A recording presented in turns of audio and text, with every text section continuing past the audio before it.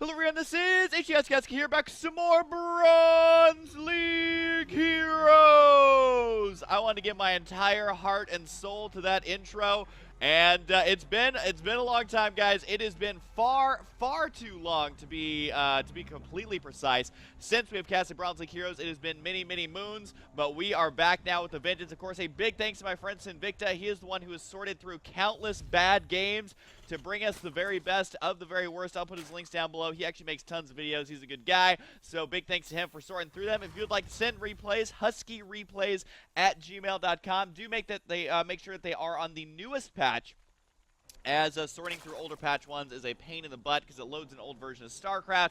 It logs you out of BattleNet. Either way, it slows down the process. So, yeah. Got to be casting this game right about now. Let's go ahead and introduce our players. Down in the bottom right side, it is going to be daltonee, or if you say it backwards, it's going to be Tlad. Either way, there's got to be daltonee. I'm not quite sure exactly what that means. I'm sure you guys do. And up in the top left side, it is going to be a paired chief. Appeared chief? Something chief related. We got some sort of chief up here. He's either paired or he appeared. Either way, it is going to be a TVZ. And, you know, honestly, this isn't, in Bronze League Heroes, it's never really a TVZ. It's never really a PVZ or a ZVZ. It's a BVB, which is bronze versus bronze. They don't play the game how it's meant to be played. They play it however their brain wants to play it. And that's why I absolutely love Bronze League Heroes. If you actually aren't watching, well, if you haven't seen the other episodes of Bronze League Heroes, definitely go check them out. There's several in there with like 200,000 views that are awesome. Definitely go check those out. And I just like to mention that because, number one, it's been several weeks since I've cast the Bronze League Heroes, and I still get like several hundred subscribers every day. And considering this channel is basically just focused on StarCraft, that is awesome sauce. I am okay with that. Makes me very happy and giddy. But either way, SCV going to be scouting out the main base, seeing exactly what's going on right now for a Apearedchief, or a paired chief, or a Apearedchief. Still not sure exactly what to call either of these players. But regardless, we do have daltonee. Gotta be going for a 4 racks on one base with no gas and hardly any workers. So, you know it's a good Bronze League Hero game when one player is going mass tier 1 with no gas. That is exactly what we look for in Bronze League Heroes. That's kind of like the pass. If you pass the test of if you're actually Bronze League Hero or not, you mark the box that says, for the first 20 minutes as Terran, what unit should you make? And everyone's like, well, Marines. And it's like, well, you passed the Bronze League Hero test. As it is going to indeed be lots of Marines. No refinery on the way whatsoever. So daltonee got to be making his mother proud. At the same time, a Apearedchief is really using the most timid overlords I've ever seen. I mean, these guys are like small children, but they're well-behaved children, not really moving out across the map. This guy's getting a little bit older. He's a little ornery. He's kind of like the teenage overlord. He's like, whatever, Mom. I'm going to go out with my friends. I'm going to go to the Terran concert. You can't stop me. I'm going to watch from the sky, Mom. You're so stupid, Mom. And we'll eventually get out there. He'll probably end up dying, though, just like teenagers do when they go to concerts. I don't know. Maybe that was a bad example. But either way, lots of Marines on the way. I will say, though, daltonee has played enough to get the custom skins unlocked for these Marines, which is, that's a thing. That's a thing right there, as those Marines pretty much ready to go. The Overlord right here is speaking Bronze League Overlord, and we do have lots of drones on the way for a Apearedchief. Does he actually have a worker advantage like Zerg should? Well, technically he does. I'm not actually sure where the rest of his money is going. Maybe too many drones on gas. I'm actually not sure. But either way, we're going to have a sick 6-minute timing attack here from daltonee. He's moving out right at the 6-minute mark. Now, normally this is where I would be like, all right, so he's picked a very specific timing that he's got to go ahead and move out to try and counter a third base. But then I remember that this is Bronze League Heroes. He probably just was like, well, I have too many Marines, so I'm going to attack my opponent now. And at this point, it might actually work out for Apearedchief because he doesn't actually have anything. I mean, let's take a look at the unit tab. He's got 6 lonely Zerglings over here. 6 is the loneliest number that there ever was. I actually don't know the lyrics to that song, so I can't even do a very good cover of it. But either way, 4 more Lings on the way. 10 Lings versus 20 Marines. You guys do the math. That equals 10 dead Lings very quickly. It actually looks like the Conservative Overlord, maybe the one that gets taken out first. There, the Marines are going to be moving right into the expansion here. Baneling Nest is not done whatsoever. I think Apearedchief is going to be in a lot of trouble. One Queen trying to go to town. She's going to get taken out right away. Does manage to kill off 1 Marine. The drone's deciding, you know what? Let's evacuate at the very last second. After a couple of the guys do go down, the Marines are actually in a beautiful angle here to be able to take out this hatchery. And Apearedchief does have a lair already done. Could go for a spire, could go for an infestation pit. Link right here, gotta try and save it, but again, just running into the meat grinder with no surround here. These Marines are a little bit overpowered, especially with no micro going on. Look at this Terran micro, man. At 39 APM throughout this game, he's going to be able to take out this base, no problem.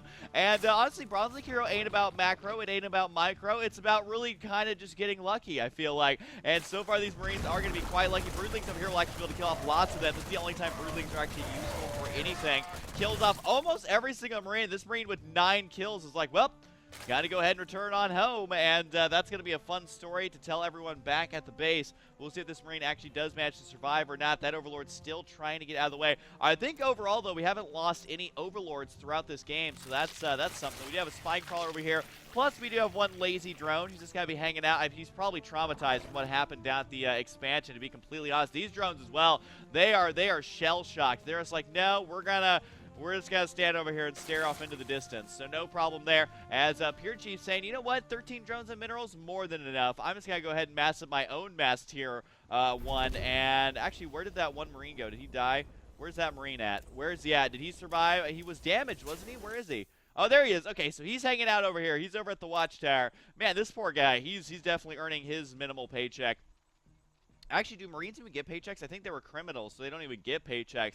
So this guy not living the life that anyone wants to live right now. But either way, we do have an expansion now for daltonee. He's got to be walling in with some cute engineering base as well as supply depots over here to go ahead and begin his wall in, which is actually not that bad. What is bad is the amount of money he currently has in the bank.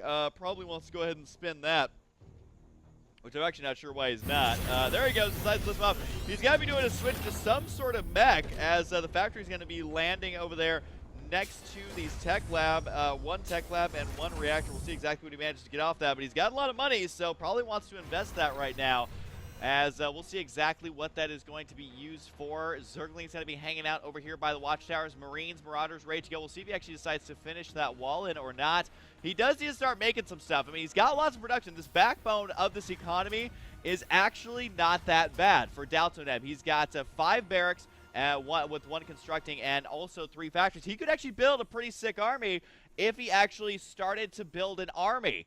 It's got to be the main problem for him here. So we'll see if he starts spending that money or not. He does have a wall in done. He's got a supply depot down. He's got double upgrades. His ideas are good. His execution could use a little bit of work. There's going to be them now with their custom little shields, which are amazing. Missile turret here is ready to go. Oh, please start making units. He selected the buildings. Does he start making units? The suspense. No, he unselected them. I think he was just adding them to the hotkey right there. He does have 8 barracks, or 8 buildings overall hotkeyed. There we go. He's got some Hellions on the way, and a siege tank now here as well. Does he have any more workers? No, but he does have the Terran building armor upgrade. I thought he was going for the 1-1, but no, he's got the Terran building armor, which honestly is an underutilized upgrade. Not nearly as good, though, as +1/+1. Now, we have seen our Zerg player manage to recover here, albeit barely, and still hasn't really used his lair tech for a whole lot right now, as he's going to be, is it moving his spine crawler? Yeah, he's going to be moving his spine crawler down to the low ground here as well. But honestly, this could be anyone's game. I mean, Terran is still somehow behind in supply because he's just not making stuff. He does still have a lot of money in the bank. He does have great production capabilities. This is like opening up 5 real-life factories to make more Beanie Babies, but you just don't make them. That's a terrible example because nobody wants Beanie Babies. Be honest, guys. How many of you still have Beanie Babies? Come on, be honest. Someone out there has Beanie Babies that they forgot about in their attic, and they do not want to admit it, which is fine. I may have invested way too much money in Pogs, but at least those were fun to play with. Hang on, the Link's got to try and make an attack right here. Decides to go for the wall-in itself. The siege tank, though, going to be able to push that back. 12 kills. Very, very easily going to be able to scare that away. So now he actually starts producing some stuff. He's cutting into his supply gap that he has. Oh my god, he's not going to be supply blocked anytime soon. I feel like his basics are good. It's just that the basics are not good. He needs to that's like a step below basic. He needs to just get out units, which he's doing right now. He does have stim pack on the way. He's got Marine, Marauders, and also has the 1 siege tank in the back here with 12 kills. Oh, our little watchtower buddy got taken out. He He probably deserved it, though. Who knows what his criminal history was. Either way, though, we do have lots of lings, lots of banelings going to be morphing in right now. Now, can Apearedchief actually break this? If he just tries to steamroll in there, I feel like these units may be a little bit too close to the entrance right now. We do have 6 Mutalisks on the way. 4 Overlords got to be morphing in right now as well. So our Zerg player is supply blocked, but will have those Overlords at least momentarily. And unfortunately for daltonee, we'll see if he can hold this off for now, as we do have the siege tanks going to be sitting here at this wall in. But everything is just a little bit too bunched up here. I feel like this is like people pressing too far forward at a concert, and that it's as if the concert, the band, it's as if the band had a bunch of knives ready to stab things. Everyone's pressing a little bit too hard, but here comes the Bailey trying to roll in. It does because the siege tank's got to be able to clean it up, but oh god, the Bailey pit to barely break through. It's going to kill up everything here. The last few mutalisks got to be just enough to clean up that. Oh no. Oh god. Oh, that escalated very quickly, guys. That escalated very quickly. That was the world's fastest escalation I think I've ever seen. daltonee has 1,300 minerals in the bank. He's got 5 barracks, 2 of them with reactors, so he could make 7 Marines at a time. Could make 8 if he decides to lift off and go right there. And 7 Marines at a time is definitely enough to be able to clean this off. Zerg player has less supply. And sure, your siege tanks would have died, but there was really no reinforcements on the way. The reinforcements was 18 Zerglings that had just begun being constructed, and 1 Mutalisk right there. So that did not go well for daltonee. If I could give him a pro tip of the day, it would be your infrastructure was good. Your SCV count was like, okay, could have been better for sure. The fact that you did early aggression, that's great. That's great. You fell back, you expanded, you macroed, you got lots of upgrades, all good stuff. Just don't put your army directly up against the wall and actually make stuff a little bit earlier. That's going to be my pro tip of the day, and I'm absolutely sticking to it. But either way, guys, if you would like to submit your replays, send them to huskyreplays@gmail.com, and Sinvicta will sort through them, because we like to put him to hard work. But either way, guys, lots more Bronze League heroes, lots more Imba League and pro games on the way. I don't care what anyone says, StarCraft is still an amazing game, and I love casting it. So there you go. Anyways, hope you guys enjoy it, and I'll see you guys next time.